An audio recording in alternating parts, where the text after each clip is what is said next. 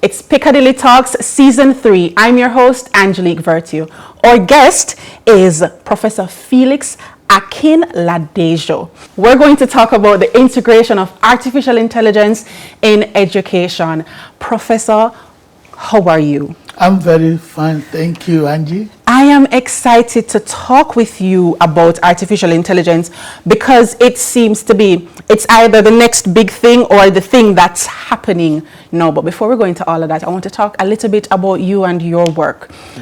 When did you first find an interest in computer science to be able to move into the field now of artificial intelligence?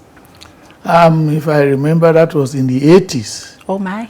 In the 80s, you know, computing was not a subject or a course of study during that time. It was part of electrical and electronics engineering. It was even digital electronics. Okay. But it branched out to be computer science. And then from 80s in my university, they start, you know, having it as, just like AI is now the vogue, computer science was the vogue then. So when I came in around 84, it was now a standalone subject that you can offer. And I was very interested in it. Now, I hear your heavy accent, so yes. I know that you've been in Jamaica for decades almost, but you didn't, your origins aren't here. Tell me a little bit about where you're from and the journey from that place to now being at the University of Technology. I'm from Nigeria, as you have seen and heard from the accent, and I'm proud of my accent anyway. Oh, of course, absolutely. People don't lose their accent. That's what I'm grown with. Yes. Now, I came from the University of Lagos in 1995. To Jamaica? To Jamaica. Wow. Straight, then it was CAST. Yes. And CAST was becoming the University of Technology. So you've been at Utech almost from its origins as a university. We started the School of Computing and Information Technology now from the Department of Computing from CAST Day. Wow. In fact, we were the first person to graduate the first set of full-time students that pursue computer science. That's incredible. At that university. And so the arc, the journey of computer science, especially as it plays out in our local education landspace, is something that you have been a part of from the beginning. From the initial beginning, yes. Tell me about your research, Prof, and the highlights of your work. When you think about those seminal achievements that has positioned you as the expert you are, what are those those research projects that stand out for you? I know that we really amaze you. Well, I am prepared to be amazed. Go ahead. I use computer to rehabilitate stroke patients how to walk properly again. In the field of physical therapy, yes, when you have stroke, you get to a point that they say you have plateau and you cannot make any gain. Meaning that you will be stuck with the if you don't die, you go to the physical therapy, they start training you in the activities of daily living. Right. Then you get to a point that after some time they say, okay, you have reached your maximum gain. Wow. So you can't make any functional gain again. Right. And so you should go home. All right? But I use computer technology, just like we are going to be using artificial intelligence now in education. I use computer technology, especially virtual reality technology, to rehabilitate stroke patients how to walk again. In fact, if you look at the Gleaner issue of December 2006, the man is a historian as well, because who remembers the exact date of issue? December, but go ahead, Prof. You know, 2006, December 26, 2006, Yes. the Gleaner came to Yes. come and look at this wonderful work at Utech. So and is- they put it in yes. their lead story. This is a whole other episode, because then Yes. I want to know, how does virtual reality interface with rehabilitation? Is it that boy. they, but you see, you're going to have to go through all of your research I papers. You won't have go to through bring it, your- but let me just give Yes, you give me the give you synopsis. The synopsis is that the brain Yes. controls the leg. Yes. So you raise your leg, it's your brain that asks you to raise your leg. When stroke occurs and you have hemorrhagic, bleeding or Yes. ischemic stroke, then there is a disconnection between your brain and your leg. Yes. So what I did was I tried to use biofeedback mechanism Biofeedback mechanism. All to right. train the brain to take control of the leg again. You see the hand mouse that you use? Yes. I turn it to a leg mouse. So I have a leg mouse, and then I build a system that I put the patients in a virtual environment, so they were looking at painting.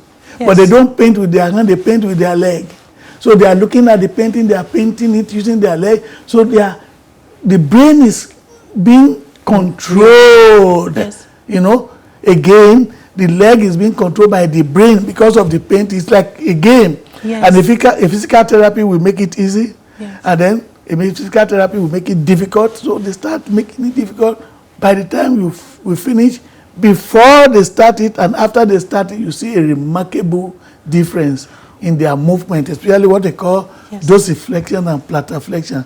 One of the lady that was not driving, Yes. when he came for the program after, he was driving herself. Oh my goodness. What kind of period of time are we looking at for that kind of treatment? That treatment is about, roughly about 5 days a week and for 4 weeks. Wow. And is it still being used to treat stroke patients today? That is the problem we have in this developing side of the world. So the technology I exists. use all the materials that I can find, but now I'm looking for clinics to partner with me so that we can take it to the highest level. But the problem is that, when you achieve that in a new university, you are loaded with administrative work. No, Professor, Associate are you dean, saying all that these right things. here in Jamaica, Yes. you developed that technology, It's still there in the and lab. it's still there in the lab, able to rehabilitate stroke patients successfully, and you're just waiting for funding and for clinics to come on If I board can tell you to that use the technology? Governor General then, the then Governor General, who is a professor at UWE, who is the Governor General of Jamaica, came to the lab, said, I can't believe it, this is an MIT issue, came to the lab to come and look at it. That's remarkable. And it's still there, it's still in my lab. now. Remarkable. Is there any other piece of work, maybe anything more recent, just before we go into AI specifically, that, because that alone, that's just one, and I can only take one. I am amazed, as you promised me. Yes. Anything else? Yes. We are using virtual reality now to showcase the institution, our heritage. That's another project that we started, but we have not finished it. Meaning that if you have a visitor from abroad, and we want to show the visitor all the campus or anywhere in the institution, they don't have to be walking around. In the sun. They just go inside the lab, put on VR system, and then they start touring the university, even as we are sitting down here. Remarkable. That's another project that we are doing. Yes. And we can take them even to North Coast, to Montego Bay, our campus in Montego Bay. We can do all of that just with, Just with virtual reality, and sitting in computer one science, place. sitting in one place. That's remarkable. That's now, remarkable. as AI continues to develop, and as you say, it's what is in vogue now, in Yes. the same way that Yes. computer science evolved Exactly. from digital electrical engineering. Yes. AI is here now, and for some people, it's a lack of understanding that makes them very fearful of artificial AI. intelligence. Yes. If you could define AI in a nutshell, Prof, nutshell. what is it? Let me say something to you that I'm not sure of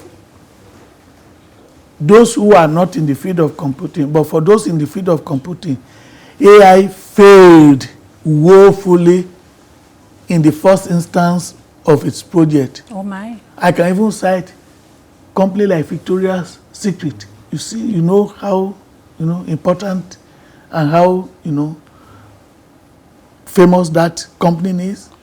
Yes. Failed because of some Failed because of artificial intelligence. In the 80s. Because AI now focus on general purpose rather than domain-specific purpose. AI now has come to focus on domain-specific, that is, doing this particular domain, and it has become very successful. But in a nutshell, what is AI?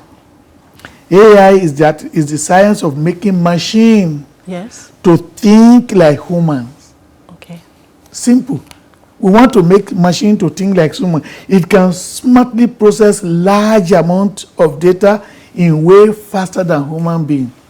An AI system has been trained to do things that humans easily do, as pattern recognition, decision making, and making judgment. For example, Angie. Yes. I see you, I've never seen you before. You see, as I see you now, how you look, yes, the shape of your head, yes, the color of your eye, stunning. Everything has been stored in my brain within seconds. That's human being. Yes. If you are going to write down okay, the shape of the head, the color of the hair, yes, the nose shape, it's going to take volumes. But we don't process information like that. Yeah. Human being, we just process information with pattern. I see you like this, I know you. So if Mrs. Thompson say, go and give 1,000 to Angie now, I will not go and give it to somebody else. I will come and give it to you. Why? Because I know your picture. But before you came here, yes, if they gave me 1,000, say, go and give it to Angie, you wouldn't. I will be lost because the data is not there. So what we are trying to do now is to make machine to think and process same information like we human beings. But the thing is that they'll do it faster and more precisely than what we can do. No, with that kind of understanding, that machines will be doing the same kind of things, the same kind of pattern recognition, storing data, processing it in order to take actions in the same way that humans do, except faster, except more precisely. Then there are several things that as humans know, we might say, well, if they're better than us, then they could outsmart us. Yes. And that is where I think so much of the fear comes from, because we believe as a human race that we've done such remarkable things, we've become so ingenious, then if there's a technology that can use our ingenious habits better than us, then they could outsmart us and harm us. How do you respond to persons who have that kind of concern? Fear. Angie, I will restrict myself from being technical here. Please. But let me try and calm down. Yes.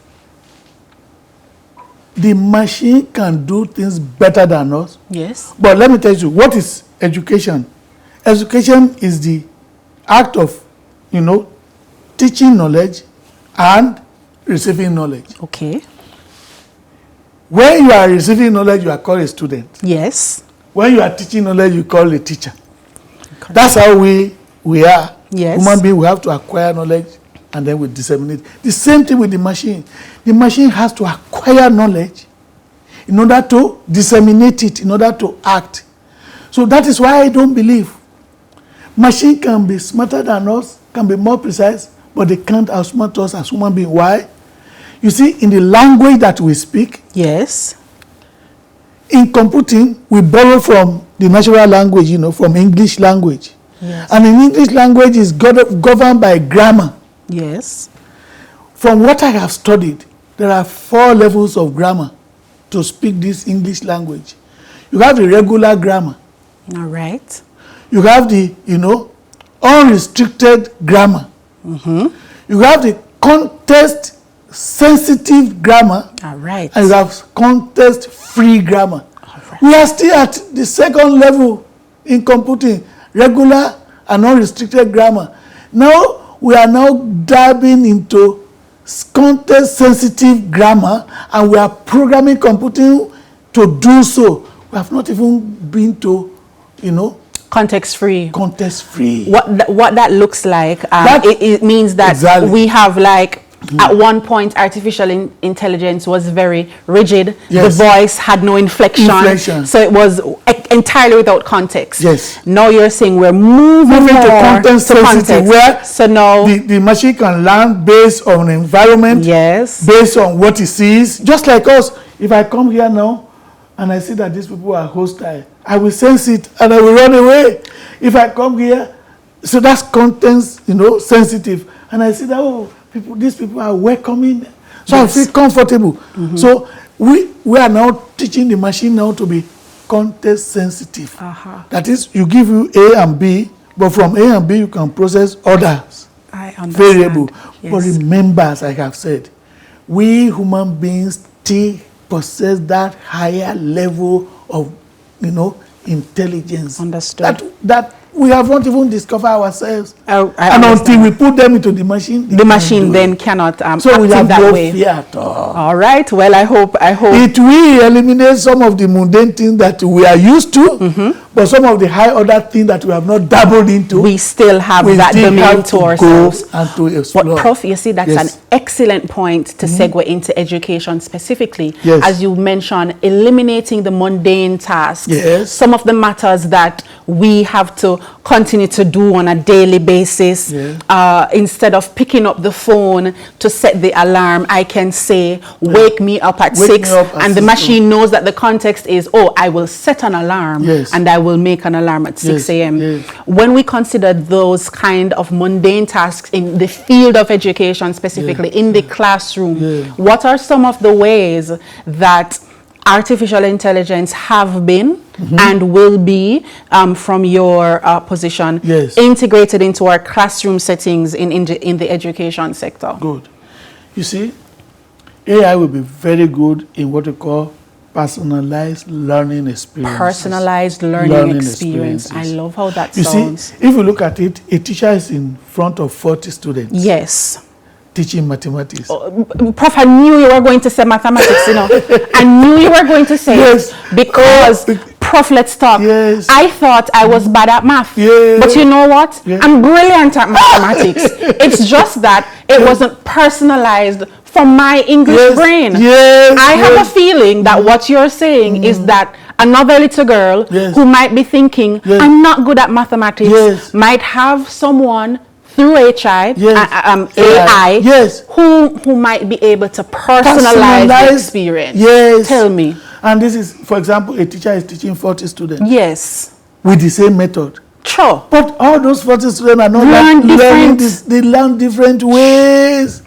So therefore, this is where AI can come in to differentiate the differences between each of the students. Yes. And then you use what we call AI tutor to personalize their teaching. We have to say, what is curriculum? Curriculum is a guide of what is to be taught. Yes. But in that curriculum, we build into it personalized experience, and then what we call formative evaluation. Formative evaluation. You evaluate as people are learning.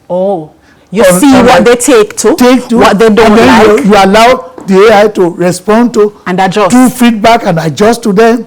They will learn better. My God. Unlike maybe summative evaluation where you teach everybody and at the end of the year you just get give a them test. A test, a standardized test. That test, CSE is. Come on now. It's not. Prof, because I tell you, if they could have get they are not the doing mathematics some subject now because it, people are not registering into it. Yes. That's you have personalized learning. Yes. You take it to the level of the student.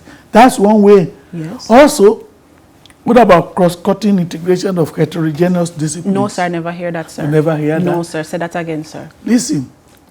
When you are teaching physics and maths, say the phrase again that we need to understand. I said that it is cross-cutting. Cross-cutting. Integration. Yes. Of. Yes. Heterogeneous disciplines. Heterogeneous disciplines. Go ahead and explain. When you teach a student triangle. Yes. In maths. Angle. You just say angle. What is the angle? This. But in physics. Yes. You see, somebody wants to climb using a ladder. And put the ladder on a wall. Also a triangle. But that's a triangle. But yes. When you are teaching it in mathematics, the student will never know that it's about a ladder and how the distance of a ladder should be away from the wall so that the ladder will not slip. You know, So we can use AI to integrate those physics and maths in a way that when they are teaching them, it's showing them exactly the application of it in the world, in the real world setting. Professor Akinladejo, yes, what please. you just helped me to understand is, like when I was learning trigonometrics, and sine, cosine, and tangent, cosine, and to find x, and we say to ourselves, I'm never gonna use this again in life. Don't know what it is. You are saying through AI, we can receive a crossing of the disciplines to create more context for what we are learning in a particular discipline. But right now you have different teachers that come, this one goes and this one comes, and then you don't, students can link it together. Yes. Until a certain time, maybe they get to the university, they say, oh, that's what they taught us while high school. And so the knowledge, it becomes true knowledge because we are able to apply what we're learning to real life circumstances. AI to do that cross-cutting. That's amazing. Also, AI can give you any place and any time access to knowledge acquisition. So we don't have to go to the physical library. We've already established that. But furthermore, we can. What is the real-time access to knowledge now is? Anytime, any place. Wow. You wake up in the morning like this. Yes. You know, even your AI assistant can wake you up. It is time to study. Yes. I'm taking you through, you know, trigonometry, as you have said today. Yes. But I'm linking into the real world, and you are there listening, you know. And then it's asking you questions, feedback, as I said. And learning how to guide you. Remarkable. So these are the way in which we can integrate AI into education in order to get successful outcome. Well, I'm excited for what we've covered today. We've mentioned the use of AI tutors in education. We've mentioned how we can personalize the learning experience. We've talked about heterogeneous disciplines and how AI can help us to cross so that the language the knowledge becomes more contextually applicable to real life situations. Multilingual. And we have not even had the time to touch on crossing languages. We'll have to invite Professor Felix to come back and talk with us. Thank you so much for visiting, and God bless the day you made the journey all the way from Lagos, Nigeria to our shores of Kingston to usher Utech into its university tradition, a tradition that has been enriched by your own research. Thank you. Thank you so much for being here, Prof. We're going to have you back to talk about ethics. That the ethical aspect of AI in education is very important because of what we call deep fakes these days. So please. Before you go into, we're going to invite you back. In fact, I have a feeling we'll have a part 2. Thank you so much to Professor Felix Akinladejo from the University of Technology for sitting with us here for Piccadilly Talks. My name is Angelique Vertue. I'm your host. I'll see you on the next one.